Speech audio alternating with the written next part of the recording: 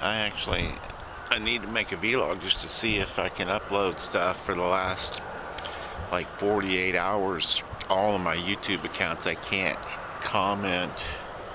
Boy, that's loud. I can't hit the comment or like button. I can't comment on any videos or return comments or hit the like button. It just says feature not available right now. So we'll see. Hal says it's on their end.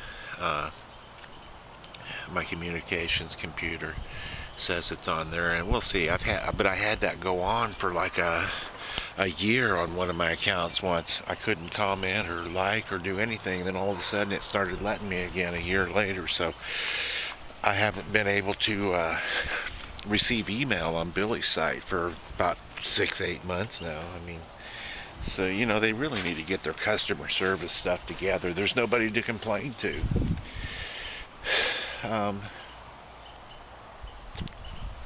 Yeah, oh, that looks like hell. Even more broken down, sort of redneck looking than it should be. It's been a weird 24 hours. That ain't gonna work. But the Facebook generation. So where to start on this one? I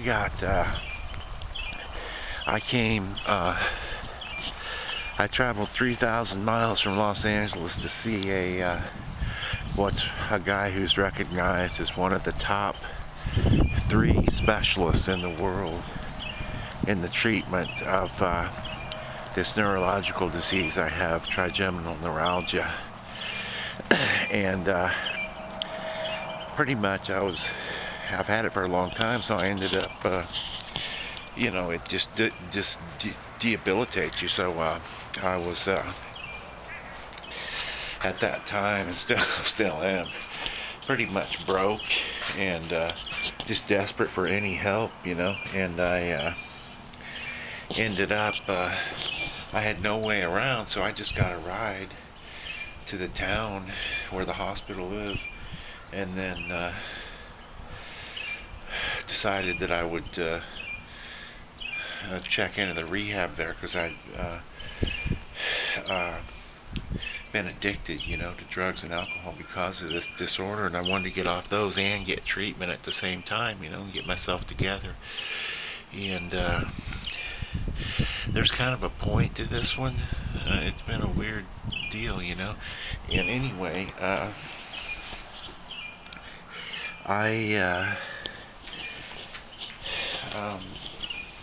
so I was locked up in this kind of redneck psych ward, This is not LA. It's a whole different vibe,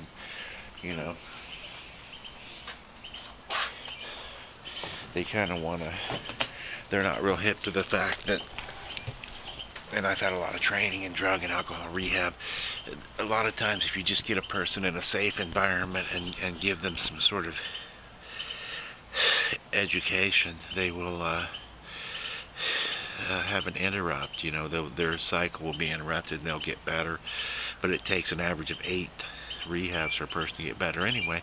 So I was locked up in kind of this redneck nightmare rehab, but it's a really nice place. Expensive too, And it turns out that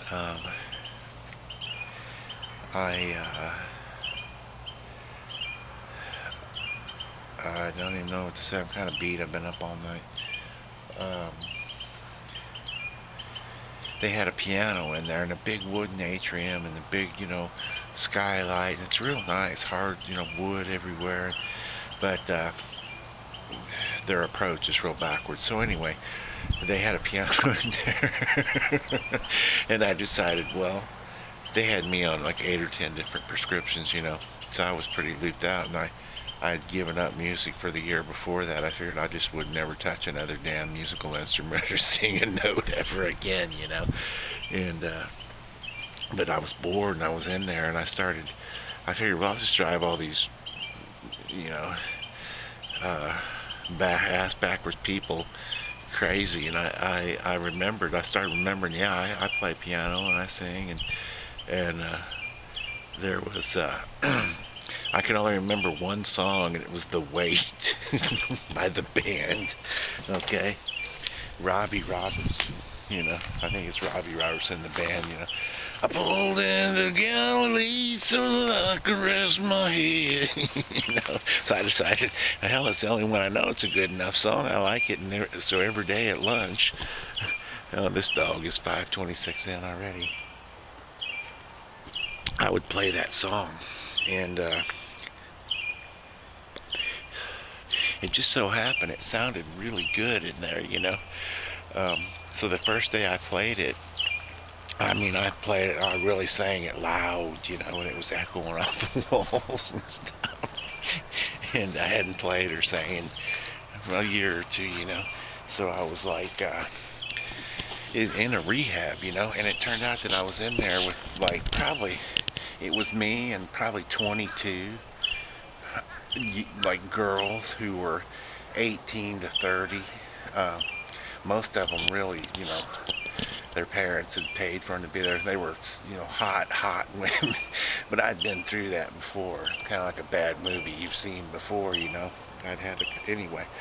So I was playing that song at lunch. They let you play, and one girl come running up to me, and it turned out to be my friend Jordann. I've talked about Jordann in my vlog before, and I met her in rehab. So anyway, as soon as the first day I played that song and sang it full voice, take the load off of Annie, it's take the load off Annie, take the load off Annie, but it sounds like Fanny. There's a huge argument about that in the music world. So anyway, Jordann came running up, this young, 21-year-old girl at the time, and she goes like, dude, that was fucking amazing. And I thought, well, one more time, so I decided to drive these rednecks crazy with this song, and I liked it. It's, like I said, it's good enough. Well, this has taken a long time to get anywhere in this one. And so anyway, I got to know Jordann, and it turns out,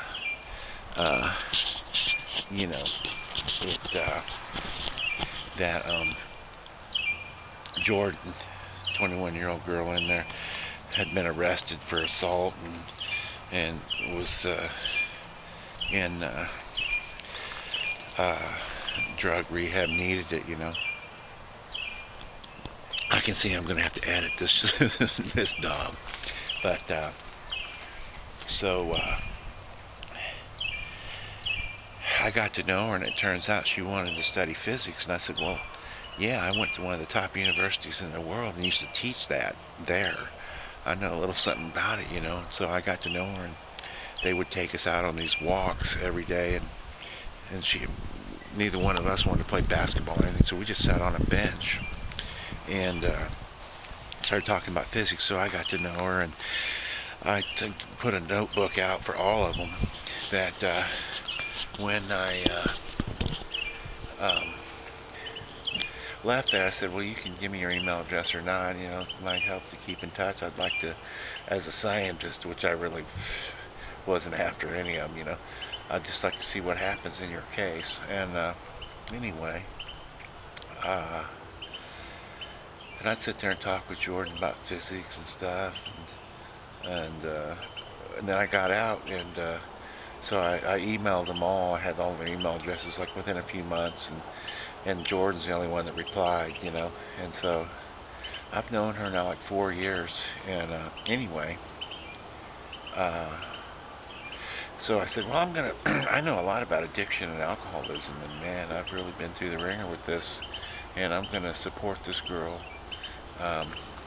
as best I can, So I set up, no matter what I was doing, auto reminders on my computer where I'd send her.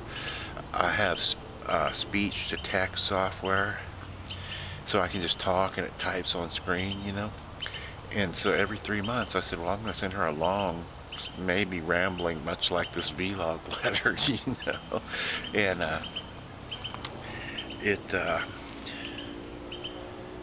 anyway, I did for the last 4 years, and she would always reply with a long and rambling letter.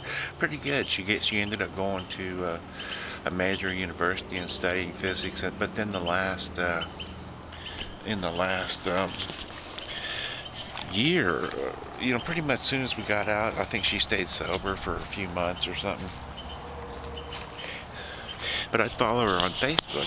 Through Facebook, a lot of this would go on, and I don't use it much, Facebook for chatting or anything. But I chatted with her once every few months, got to know her, and anyway, it's the kind of deal where, what do I want to say, so,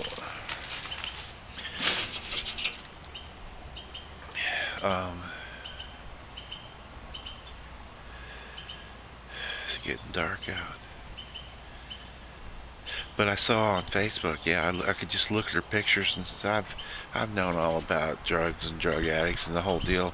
She was on a constant downward spiral for the last year or so. She dropped out of college, her parents disowned her and cut her off money, and she was one of those girls that was always out at a club with the high heels and the super mini shorts and mini skirt, gorgeous girl, But she was on a downward spiral, and I was like, oh man, and I tried to tell her, dude, you're just, I didn't come out and tell her she's blowing or anything, but I was like, dude, just if you can control the world, her whole thing was like, don't try to change me, don't bug me, don't bother me, I'm me, I'm wow, I'm now, I'm awesome. And I went through, everybody goes through that invincible period in your 20s, I'm trying to see if these people are still hanging out over there. And so anyway, I'm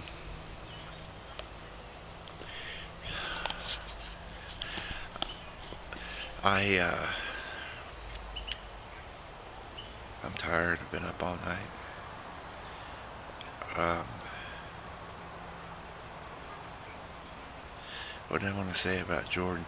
Yeah, she was messing up, And last time I talked to her, I said, Jordann, I'm a lot older than you, and you guys are amateurs at lining up drugs and partying. I used to work in Hollywood where we had assistants, teams of them, procuring all of this stuff for us, an unlimited budget. So I understand you think you're king of the world and stuff, but it doesn't work for anybody, the whole deal.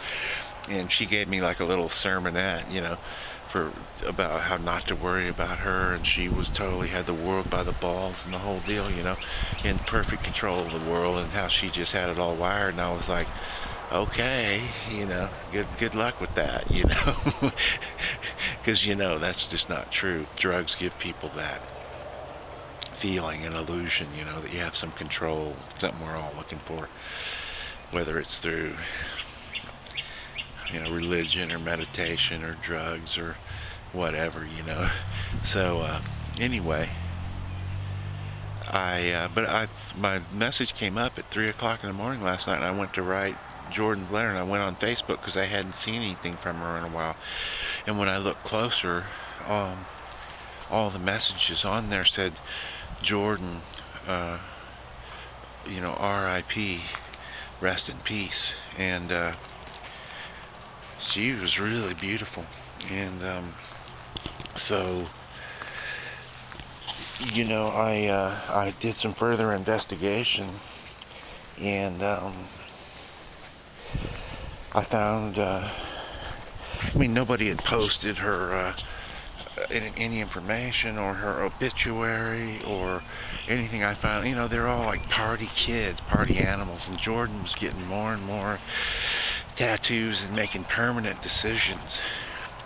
She just shouldn't have been making, she was covered in tattoos and getting more all the time. Just thought she was kind of a badass, but she thought she was, and which is a bad combination. And anyway, she she died on May 11th, a couple of weeks ago, and all her friends. They said there was 1,000 people at the funeral and so on, but and all her friends had posted rest in peace, and I found the online obituary and her parents, and I found out that I don't know yet, and I like to know. I ordered a medical examiner's report because nobody was talking about it. Generally, when they won't talk about it, it's a drug overdose or a suicide. Yeah, I used to do investigations and security and stuff, so I ordered a medical exam. I like to know, and I'm not going to write her parents and ask, but I can guarantee you there were some drugs and drinking involved in almost all of her pictures. She was just obviously partying every minute of every day, and the last, anyway, she died, and I mean, it's just hard to know what. She was 25 years old and a stunner, and it's just hard to know what to do with that. I mean, I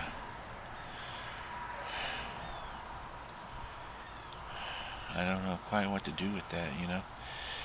But yeah, the weight. I always think of the weight. I really liked her a lot. She was one of the few people that I've been in touch with in the last few years, and faithfully to try to, you know, share some of my experience, strength, and hope with her. But she just wouldn't listen. She was terminally unique, like I used to be, like we all had, and armed with that invincibility of youth thing. And I'll guarantee you, and here's the thing that I traced with Facebook. I hear law enforcement uses it. I would use it for investigation, but I was able to quickly trace that her best friend Jordann had left her Bible. Jordann Page Cousseau. She spoke French. She was brilliant. Spoke Spanish. And she had left her Bible, her family Bible, with her full name inscribed in it, to her friend. And then they were talking about how it was a hasty decision you can't take back. So, but I believe, if you're done, you're done in this world. Hell,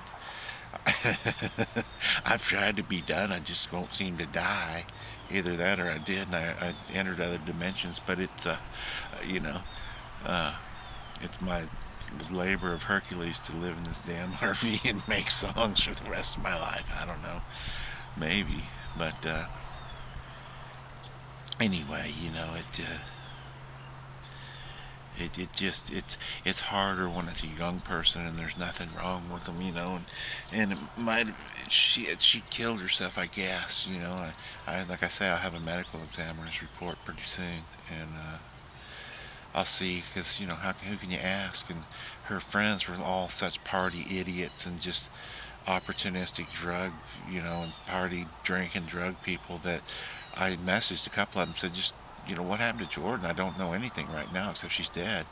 And one guy just posted a comment back and said, Google, and I was like, yeah, no kidding, punk. And he's like all his pictures are him drunk and smoking and weed and taking drugs in the clubs and doing all the crazy shit with tattoos all over. I'm not against any of that. It's just, those are permanent decisions and stuff, and it's sort of indicative of just a certain insanity that's taken over your life. So, but Jordann, yeah, I mean, up there at this rehab, they had a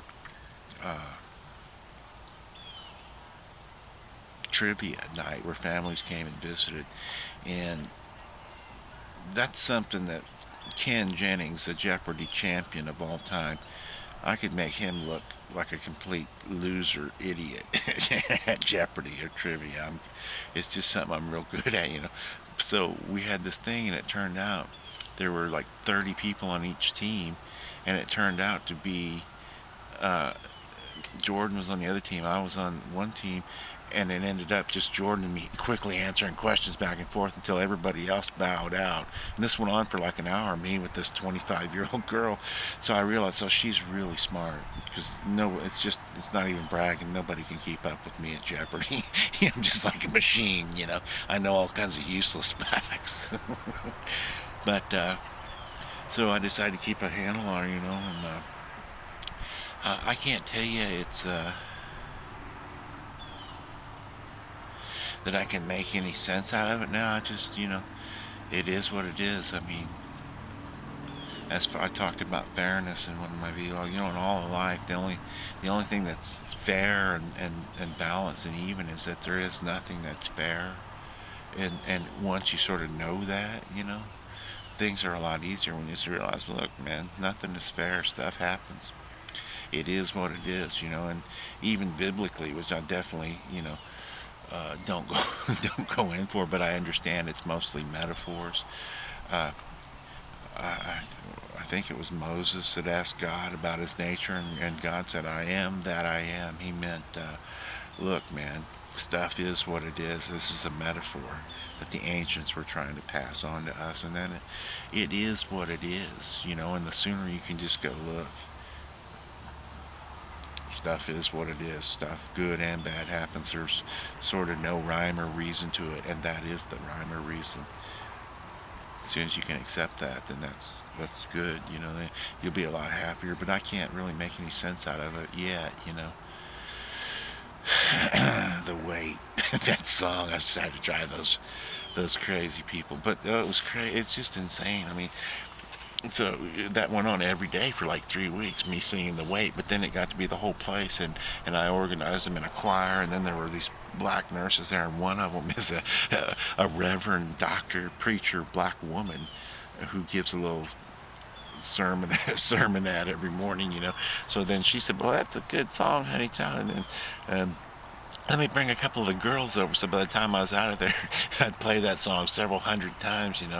And but we had these, like, I had a gospel, I was like, okay, sing this line here and there, and then you guys in 3-part harmonies here, and we had a whole deal going on the stand-up piano. But Jordan just loved that, and but I don't know,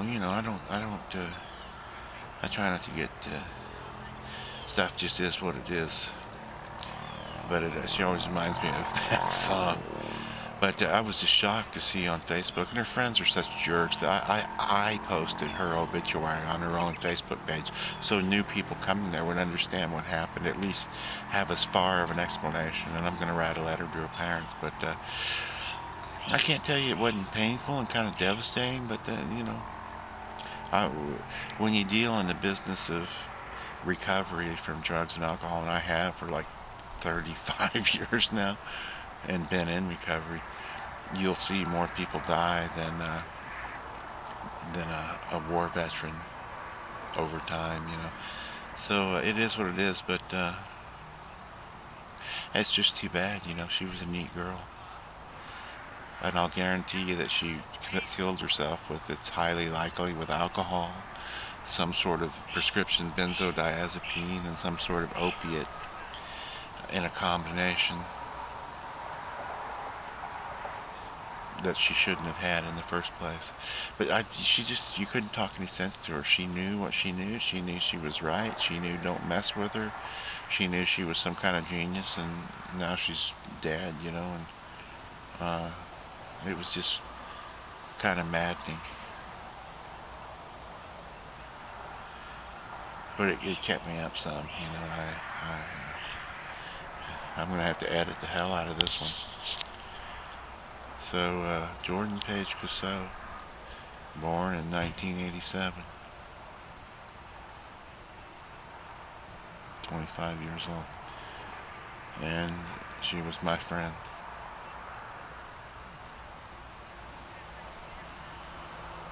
It's nice out.